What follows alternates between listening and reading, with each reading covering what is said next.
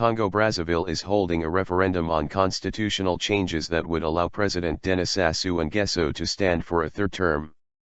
Opposition leaders have called for a boycott after a number of protesters died in clashes with security forces.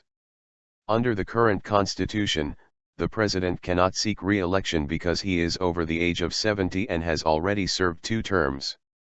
President Sassou Nguesso first came to power in 1979.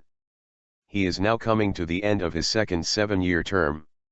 He won the last election 2009 with nearly 79% of the vote in a poll boycotted by half the opposition candidates. Turnout is said to have been low in the capital Brazzaville. One opposition leader, Rene Serge Blanchard Oba, said he had not voted because to do so is to encourage the power of this foolishness, the Associated Press news agency reports. But after casting his ballot, President Sassou Nguesso denied that the proposed changes were about him personally.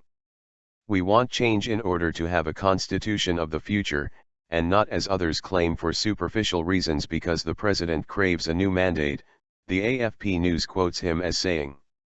The result is not expected for several days. Tens of thousands of people took part in a peaceful demonstration against the referendum in September. 4 people died on Tuesday, when security forces dispersed further protests in Brazzaville and the economic capital Pointe-Noire.